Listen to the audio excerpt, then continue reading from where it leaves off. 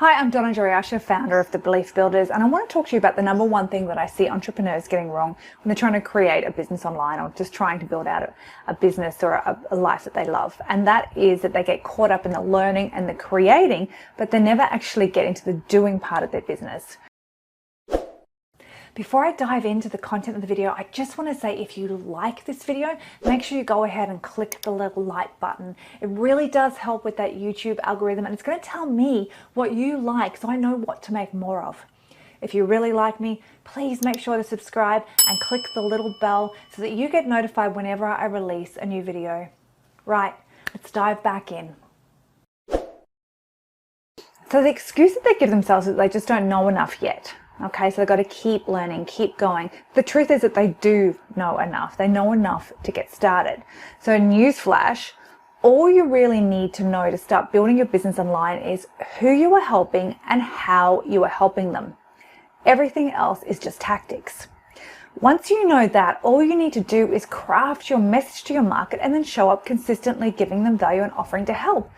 Bada bing, bada boom. That really is it. And yet, this is what I hear on a day-to-day basis.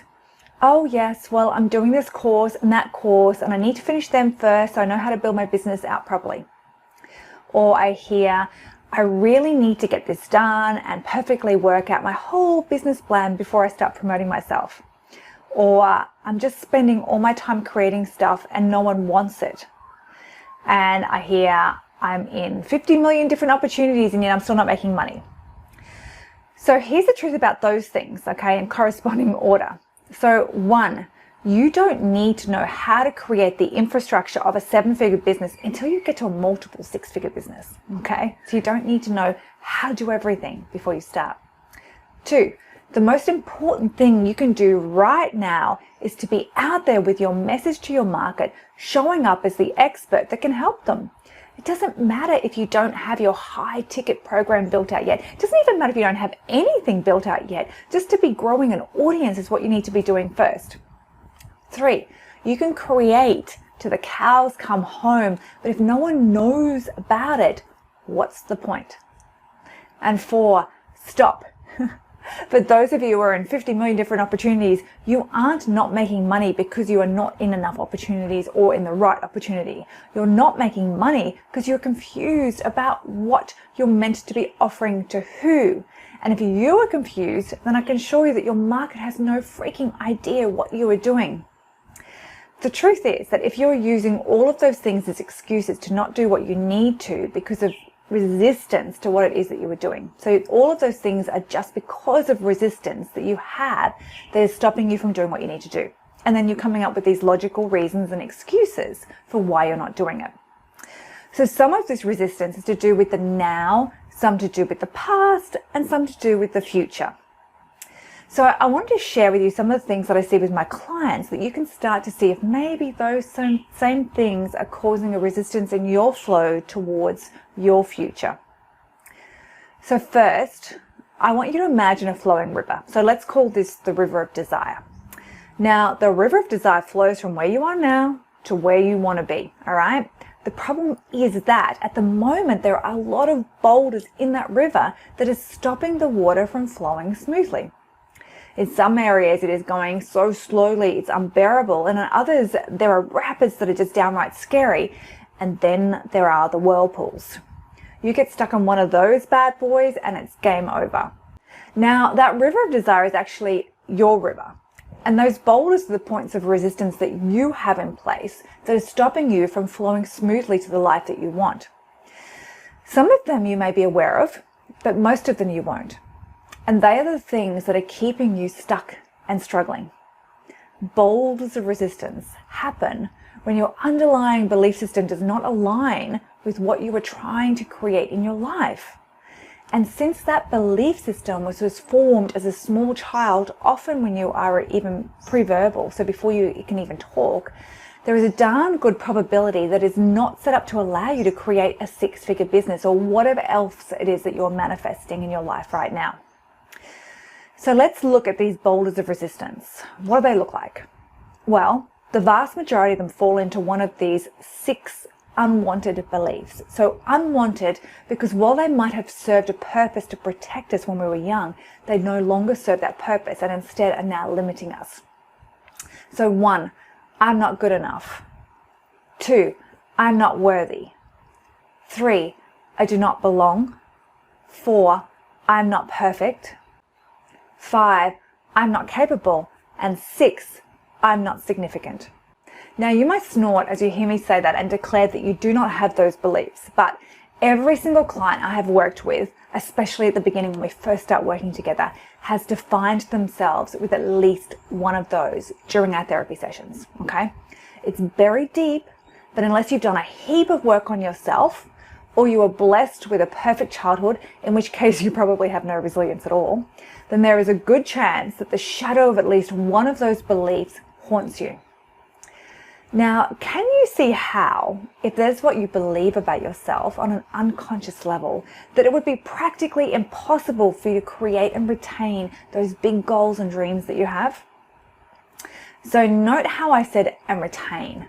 So some people are so driven by their trauma of their childhood and their attempts to prove those beliefs wrong that they can create extraordinary things, but then they often self-sabotage themselves in some way and lose it all.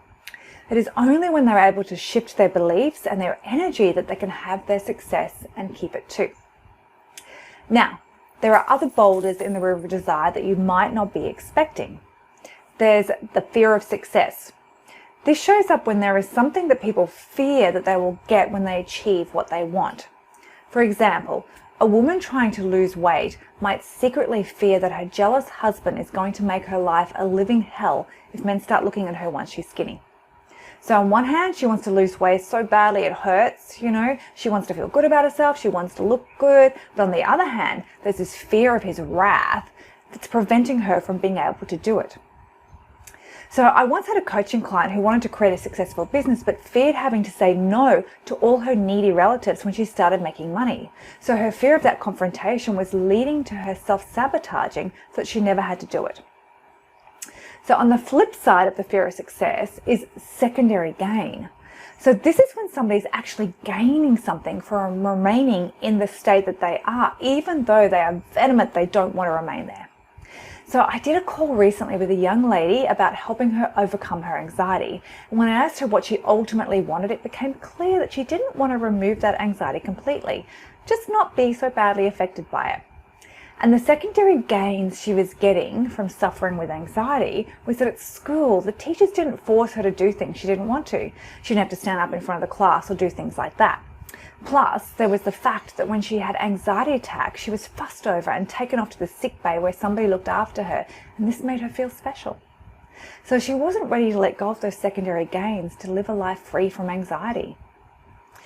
So after secondary gains, there's what's not allowed. So what is not allowed to happen for you to get what you want? So this is a barrier that you have in place that states, I can have what I want if I don't have to do this to get it. So maybe you're not allowed to hurt somebody. Maybe you're not allowed to make others feel inadequate. So imagine a drug addict who wants to go clean, but for them to do that, they need to leave the love of their life, who is also a drug addict. So they need to be clear of this person's addiction so that they themselves can come clean, because that person doesn't want to come clean, right? So this person's not in a state to be strong enough to walk away from possibly the only thing that they think is good in their life, and not in a healthy enough place to realize that that relationship is probably not as good as they think. So that what is not allowed, they're not allowed to break up with their partner, is ultimately what is stopping them from having what they want, is being able to not be a drug addict anymore. Right, I think you're starting to get the idea. There are lots of boulders in your river of desire. Most of them you don't even realize are there. So how can you tell if you are being blocked by these boulders? Well, here are some of those things that clients say to me about how they feel when they have this resistance. So I'm stuck and struggling. I feel like I'm going around in circles. I'm so frustrated with myself. I don't know why I can't make myself do it. I'm anxious all the time. I feel confused and overwhelmed. I just don't have the time to do anything. I'm not sleeping well and I don't know why. I feel like the universe is blocking me.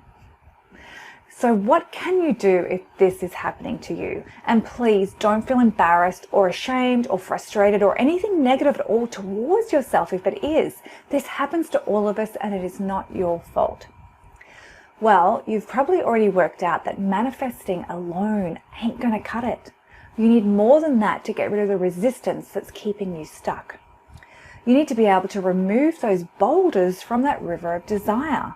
You need to be able to uncover those beliefs about yourself and the world that are no longer serving you and are not in alignment with your purpose so that you can vanquish them for good. Now, you can do this in several ways. Cognitive therapy or talk therapy can help, but often there are memories that are buried so deep in the unconscious mind that they are not able to be brought to the surface through talk therapy alone. So tools like meditation can be useful, but by themselves they may never get you there. And we already talked about how manifesting itself when you've got these beliefs just doesn't work.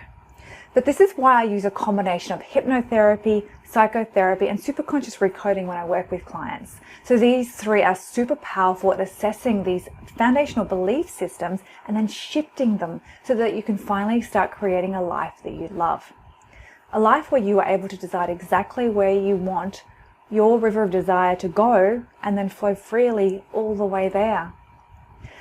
So if you want to talk to me a little bit more about what I do and how I can help you rewire your brain so that you can have the success within your life and your business that you want, just jump on my calendar. That is donnajoyusher.com/success-session. So it's donnajoyusher.com/success-session will take you to my calendar. You can choose a time that's right for you to have a chat so we can see what it is that you're struggling with, where that resistance is showing up in your life, what it's stopping you from having, how that's impacting you, and then how I can help you overcome this resistance so that you can go on to live a life you want. Have a wonderful week and I will see you next time.